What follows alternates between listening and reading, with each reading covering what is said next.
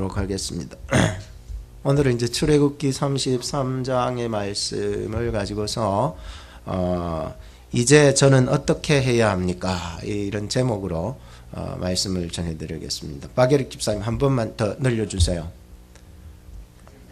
한 번만 이렇게. 오케이. 같이 한번 읽어봅시다. 시작. 이제 저는 어떻게 해야 합니까? 어떻게 해야 합니까?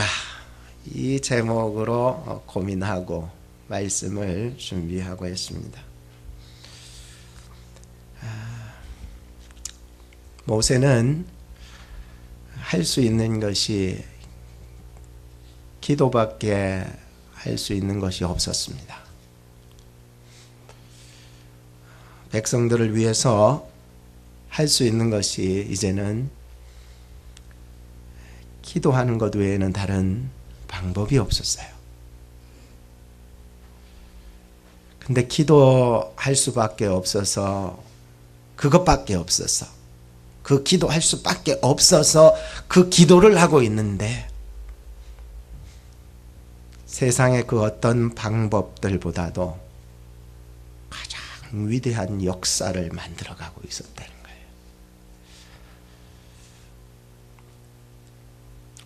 저나 여러분들도 기도할 수밖에 없었을 때에 그때 기도하고 있다면 그것은 여러분들의 인생에 있어서 가장 잘한 일이 될 거예요. 오늘 본문에서 이제 모세가 그의 나이가 80이 되어서 굉장히 많이 배우고 많이 경험도 쌓았고 했는 그 80세의 모세가 어떻게 해야 될지 모르고 어디로 가야 될지 몰라서 주의 길을 내게 보여주소서, 주의 뜻을 내게 알게 해주소서, 주의 목전에서 은총을 입게 하사 이 백성을 주의 백성으로 여겨주소서 이렇게 기도합니다. 히스기야 왕은 병이 들어서 죽게 되었을 때 하나님께 기도했습니다. 여호와여 구하오니 내가 진실과 전심으로 주 앞에 행하며 주의 보시기에 선한 행한 것을 기억하옵소서 하며 심히 통곡하며 기도했습니다.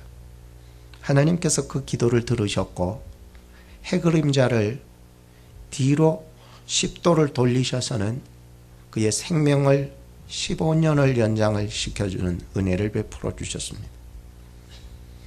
솔로몬은 왕이 되었을 때에 1000번제를 드리고 그날 밤에 꿈을 꾸게 되었는데 하나님께서 나타나셔서 네 소원이 뭐니? 라고 물으시니 그는 이렇게 말했습니다.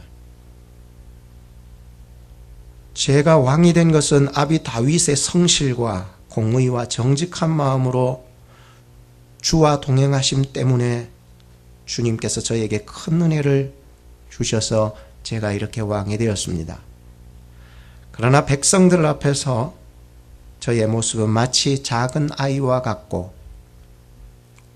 내 앞에 서 있는 저 백성들은 너무나도 큰 백성입니다. 저는 너무나도 어린 아이와 같아 저 큰 백성을 어떻게 다스릴 수가 없사오니 저 백성들을 재판할 때에 선이 무엇이고 악이 무엇인지 분별할 수 있는 지혜를 주셔서 저 백성들을 잘 다스릴 수 있도록 지혜를 주옵소서. 이게 그의 기도가 된 거예요. 꿈속에서라도 그런 굉장한 부담감을 느끼고 있었던 거예요. 아버지 다윗을 생각하면 성군인데 자기가 이제 왕이 되어서 저 많은 백성들을 이끌고 나가기에는 너무나도 아이와 같아서 그는 부도 구하지 아니하고 수도 구하지 아니하고 오직 저 백성을 공의로 다스릴 수 있는 지혜를 달라고만 기도했더니 그 기도가 하나님의 마음에 맞아서 그가 원했던 지혜를 주실 뿐만 아니라 그가 구하지도 아니한 부와 명예와 생명까지 보너스로 주시게 되었다는 거예요. 사람들은 다 하나같이 돈과 물질을 가지고서 이끌어 나가기를 원해요. 나 좀 가졌어. 사람들은 누구라도 자기의 그 권위와 사람의 숫자에 의존이 되어서 이끌어 나가기를, 내가 이 정도의 사람을 부리고 있어, 내 편이 얼마나 많은지 봐. 그것으로서 자기의 힘을 과시하고 나가고 살아갑니다. 성경에서 이 솔로몬이 구했던 그 지혜는 영적으로 보면 참 지혜자 되신 예수 그리스도셨습니다. 우리는 이 세상에서 세상 사람들이 부와 수를 가지고서 승부수를 걸지만 우리는 예수 그리스도 복음을 가지고 승부수를 걸며 살아가는 저와 여러분들이 되기를 주님의 이름으로 축복합니다. 빌립보서 4장 6절에서 7절 말씀을 보면 아무것도 염려하지 말고 오직 모든 일에 기도와 간구로 너희 구할 것을 감사함으로 하나님께 아뢰라. 그리하면 모든 지각에 뛰어난 하나님의 평강이 그리스도 예수 안에서 너희 마음과 생각을 지키시리라. 오늘 이제 저는 어떻게 해야 합니까? 라고 하는 제목으로 하나님의 말씀을 증거합니다. 첫째는 모세는 기도했습니다. 모세는 어릴 적에 나일강에 버려졌다가 애굽 공주의 눈에 띄어서 공주의 아들이 되었습니다. 애굽 사람이 자기 민족을 괴롭히는 것을 보고 의분이 생겨서 몰래 그를 애굽 그 사람을 죽이고 모래에다가 묻어버렸습니다. 근데 이 사실이 들통이 나자 애굽 왕은 모세를 죽이려고 했고 모세는 겁이 나서 애굽을 떠나 미디안 광야라고 하는 광야로 도망을 치게 된 것입니다. 그 미디안에서 결혼을 하게 되고 삶을 살게 됩니다. 애굽을 떠날 때 40살이었고 애굽을 떠나서 그 미디안 광야에서 또 40년의 인생을 살았습니다. 그의 나이 80이 되었을 때에 호렙 산의 떨긴 나무 가운데 불꽃을 보게 됩니다. 그 인간이 그 사막에서 나무에 불이 붙는 경우가 혹은 일어날 수가 있다는 거예요. 그러나 금방 꺼지거든요. 그런데 그 호렙산, 다시 말해 시내산, 똑같은 말이에요. 시내산에서 그 떨기나무에 붙은 불이 꺼지지를 않는 거예요. 신기하다 해서 가보았더니 하나님께서 꺼지지 않는 불꽃으로 임재하셔서 모세에게 사명을 주셨습니다. 너의 발에 신을 벗으라. 네가 선 곳은 거룩한 곳이니. 그리고 너는 이스라엘 백성들을 애굽에서 건져내어 가나안 땅으로 인도하는 영도자가 되리라. 이게 이제 모세의 이야기의 아주 중요한 사명의 부분이죠. 그리고 오늘 우리 본문을 보고 있습니다. 본문에 앞서 큰 5가지의 사건들이 있는데 간략히 설명을 하자면 애굽 왕의 그 강팍한 마음을 꺾기 위해서 하나님은 10가지 재앙을 주셨습니다. 두 번째 사건은 앞에는 홍해가 가로막히고 뒤에는 애굽 군대가 몰려오는데 하나님께서는 동풍으로 홍해를 갈라버리셨습니다. 셋째 사건은 광야에서 양식과 물이 없을 때에 하나님께서 만나를 주시고 반석을 쳐 물을 내주셨습니다. 네 번째 사건은 아말렉과 싸울 때에 모세가 손을 들고 있으니까 이스라엘이 이기는 역사를 보여주셨습니다.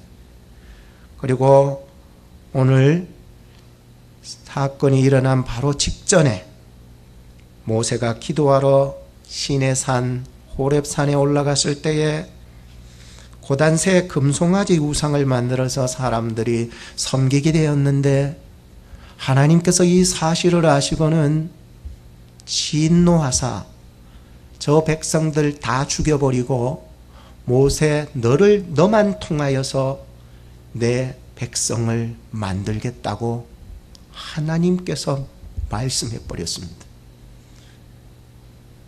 그때였습니다. 모세가 하나님 앞에 엎드려서 기도했습니다.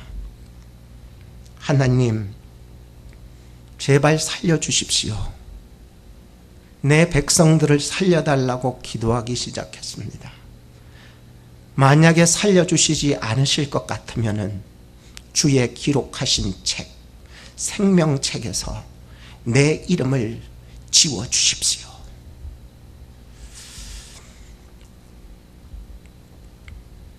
대단한 기도라고 생각합니다. 그 기도를 들으시고 하나님께서는 죽이시지 않으시겠다고 약속은 하십니다. 그 대신에 오늘 서두에서 말씀을 받듯이 그 대신에 죽이지는 않겠지만 나는 이제 너희들과 함께하지 않겠노라.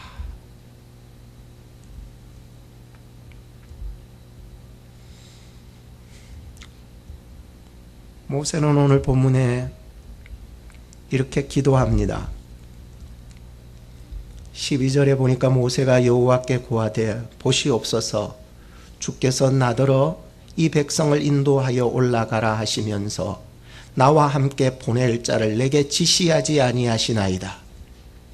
주께서 전에 말씀하시길 나는 이름으로도 너를 알고 너도 내 앞에 은총을 입었다 하셨사온즉 내가 참으로 주의 목전에 은총을 입었사오면 원컨대 주의 길을 내게 보이사 내게 주를 알리시고 나로 주의 목전에 은총을 입게 하시며 이 족속을 주의 백성으로 여기소서. 여호와께서 가라사대 내가 친히 가리라. 내가 너로 평쾌하리라. 모세는요, 기도로서 백성을 인도하는 사람이었습니다. 이 목이 곧은 백성을 하나님께서 포기하셨는데 모세는 기도로서 하나님의 마음을 돌이켜서 이 백성을 가나안까지 인도하기로 작정을 하고 하나님 앞에 기도한 거예요. 기도밖에 없는 것입니다. 예수님께서도 그의 십자가의 사역을 감당하시기 위하여 날마다 새벽마다 밤마다 겟세마네 기도 동산에 오르셔서 기도하셨습니다. 우리 모두도 기도합시다. 기도로서 세상을 움직이는 기도의 사람들이 되어야 됩니다. 우리 연약하지요. 그렇지만 그럴수록 기도의 필요성을 알기 때문에 기도해야 하는 것입니다. 기도로서 자녀를 키웁시다. 기도로서 가정을 살리고요. 기도로서 찬양을 하고 기도로서 교회를 섬겨 나가시기를 바랍니다. 하나님께서 반드시 의인의 기도를 들어 응답하여 주실 줄로 믿습니다. 둘째는 모세는 중보 기도자가 되었습니다. 지난 주간에 리스 하월스라고 하는 분이 지은 중보 기도라는 책을 읽었습니다. 그는 1879년에 영국 웨일즈의 탄광마을에서 태어났는데 자녀들이 11명이나 되고 딸은 서의 아들은 8명, 그 중에 6번째로 태어나 지질이 가난하는 그런 집안에 6째로 태어난 이 리스 하월스의 이야기를 보았습니다. 부모님도 탄광에서 일을 하셨는데 너무 가난하게 사셨습니다. 어떤 사람이 찾아왔습니다. 그리고 자기 아버지에게 그런 말을 하는 거예요. 아이들을 이래 둘러보더니 아이고 아버지한테 당신은 참 부자네요 그러는 거예요. 리스가 어이가 없어가지고 이 어릴 적에 아빠한테 아빠 우리가 뭐가 부자야 이러는 거예요. 그러니까 아빠가 이 리스에게 그런 말을 합니다. 너희를 하나씩 1000파운드에 팔 수 있겠니? 안 돼요. 못 팔아요. 너희는 내게 값으로 매길 수 없는 존재야. 내가 이 세상이 가질 수 없는 그런 가치를 이만큼 가졌으니까 우리는 부자야. 이 리스가 그런 부모님의 신앙 속에서 커가면서 22살이 되었을 때에 그 영국에서부터 미국으로 건너와 돈을 벌려고 작정을 했습니다. 그리고 교회 생활도 잘했습니다. 교회 목사님도 굉장히 리스의 신앙을 자기 교회에서 가장 신앙생활 잘하는 청년이라고 소개까지 했었습니다. 어느 날이었습니다. 이 리스의 사촌 에반이 그 미국에 같이 있었는데 이 사촌 에반이라는 이 사촌이 어느 날 무심코 던진 그 질문이 화살처럼 가슴을 찔러버린 거예요. 그 사촌 에반이 이 리스한테 이런 말을 합니다. 너 정말 거듭났니? 그러니까 자존심이 상하죠. 자기는 교회에서 엄청나게 목사님도 인정하실 그럴 신앙을 가지고 있었던 청년이라고 생각했는데 너 무슨 소리 하는 거야? 거듭났냐니? 존심 상하게. 그러니까 사촌의 반이 또 질문을 던집니다. 너 정말 구원의 확신이 있냐 말이야? 그러니까 이 리스가 큰 소리로 난 그리스도인이고 그것으로 충분해 라고 얘기를 했습니다. 그 말을 해놔놓고 이 리스가 뒤돌아섰는데 자기의 마음속에 자신감이 흔들리고 있었습니다. 그동안 자신이 믿었던 믿음이 군중 속에서 보여진 자기의 믿음 정도였지, 지금 사촌 에반이 던졌던 그 질문은 마치 하나님께서 나의 속에서 나를 향하여 던지는 질문과 같았습니다. 너 정말 거듭났니? 너 정말 구원받았니?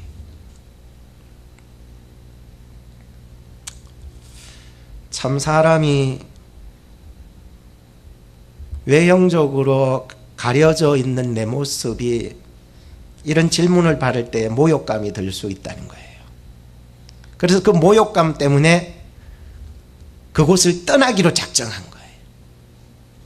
그곳을 떠나기로 작정을 해서 다른 지역으로 가서 이제 난 일하겠다. 너 사촌 에반 너랑 같이 내 더 이상 나 하나님 믿는데 그런 질문하니까 나 더 이상 모욕감이 느껴서 진짜 못 있겠다. 그리고 딴 지역으로 갑니다.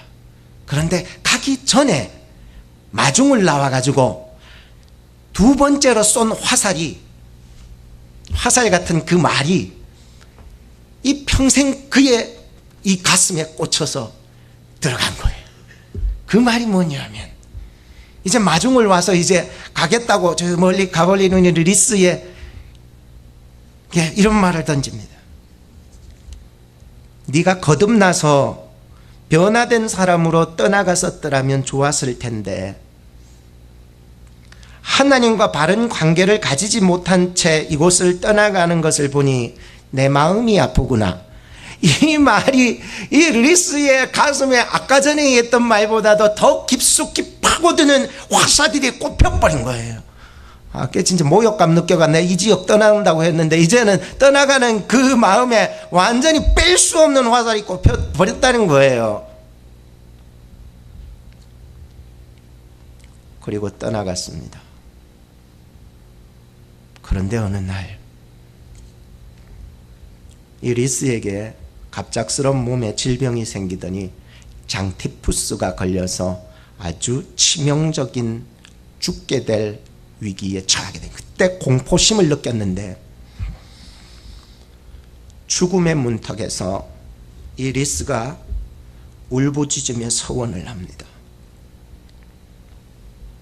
돈 벌고 여행하고 돌아다니는 것으로 즐거움을 얻었던 내 인생을 한 번만 제게 기회를 주신다면 저는 저의 전 인생을 주님께 드릴 테니 살려만 주십시오.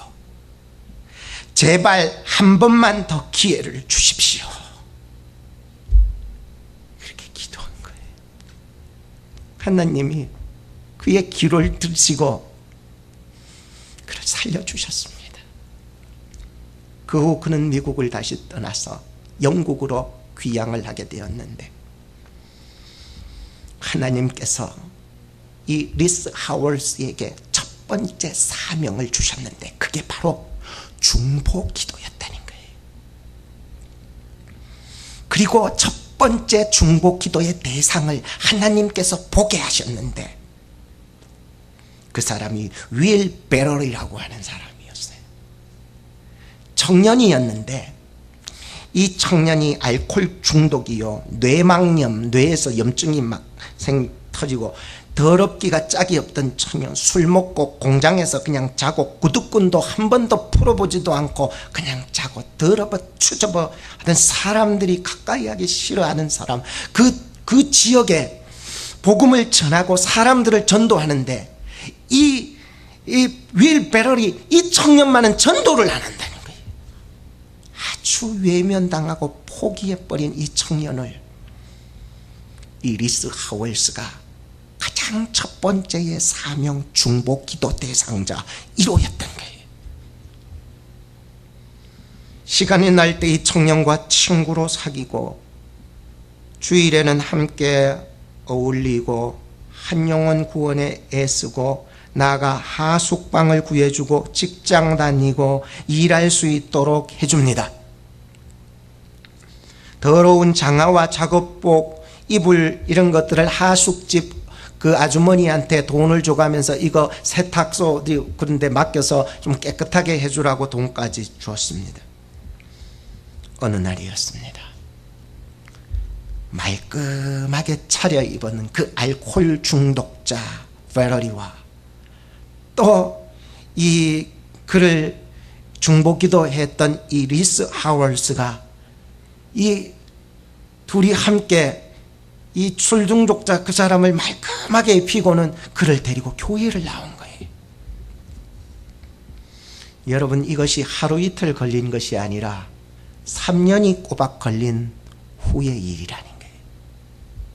3년 동안 그를 위해서 중보기도하며 그를 도우며 그를 세워주고 그를 데리고 말끔하게 차려입혀 교회에 나왔다는 일. 최후의 승리라고 자기는 기록하고 있었습니다. 그는 이렇게 말했습니다. 리스 하월스가 말하기를 밑바닥에서 출발하여 꼭 한 사람을 사랑했습니다. 우리가 한 사람을 사랑하게 되면 여러 사람을 사랑할 수 있게 되고 여러 사람을 사랑하게 되면 모든 사람을 사랑할 수 있습니다. 오늘 우리도 누군가를 위해서 기도할 수 있다는 것은 참 행복한 일이 될 것입니다. 오늘 본문 12절에서 14절 말씀을 볼 때에 모세는 백성들과 하나님 사이의 중보자가 되었습니다. 구약의 중보자가 모세라면 신약의 중보자는 누구일까요? 예수 그리스도십니다. 죄로 말미암아 죽을 수밖에 없었던 우리를 예수님께서는 하나님과 우리 사이의 중보자가 되게 되어주셔서 신이 십자가에 못 박혀 대신 죽음으로 말미암아 우리가 건널 수 없는 그 길을 건너게 하셔서 하나님을 만나게 해주시고 하나님의 자녀가 되게 해주셨던 것이었습니다. 원컨대 주의 길을 내게 보이사 내게 주를 알리시고 나로 주의 목전에 은총을 입게 하시며 이 족속을 주의 백성으로 여겨달라고 기도한 모세의 기도를 기억하셔야 할 것입니다. 그리고 오늘 예수님을 믿는 저와 여러분은 작은 중보자의 사명을 감당할 수 있을 때에 내게 맡겨주신 자녀들도 내게 맡겨주신 삶의 터전도 하나님의 교회도 저 영원한 하나님의 거룩하신 뜻을 이루어가는 이 땅의 하나님의 나라로 만들어가게 될 줄로 믿습니다. 책을 읽어가다 깜짝 놀랐습니다. 책 중간에 제가 편지 한 장을 발견하게 되었습니다. 이 한 장의 편지가 발견이 되었습니다. 아내가 아마 책을 읽다가 그 안에 버릴 수는 없어서 넣어놓은 것이었어요. 우리 예인이가 아주 어릴 적에 적었던 편지인 것 같습니다. 엄마 사랑해요. 엄마는 제일 소중하요. 엄마가 힘들어가 하사. 저도 무슨 뜻인지 모르겠어요. 아빠 사랑해요. 아빠가 제일 좋아요. 아빠. 투 김산훈. 프롬 김예인.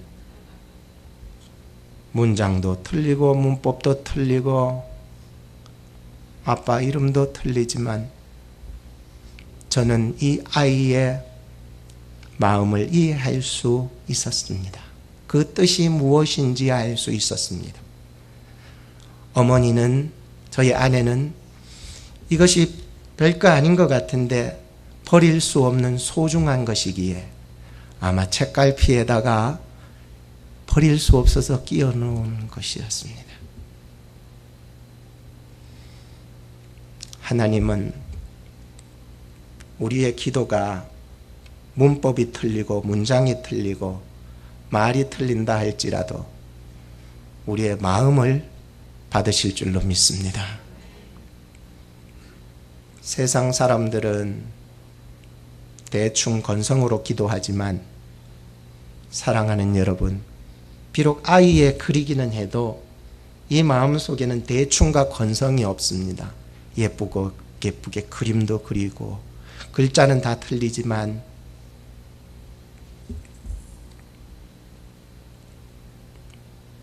하나님은 우리의 기도의 문법과 문장보다는 비록 부족해도 여러분들의 정성이 담긴 한마디의 기도가 하나님은 절대로 버릴 수 없는 이 한 장의 편지처럼 책갈피에 꽂아놓은 것처럼 하나님의 마음속에 꽂아두시며 그 기도를 반드시 이루어 나가실 줄로 믿습니다. 기도하겠습니다.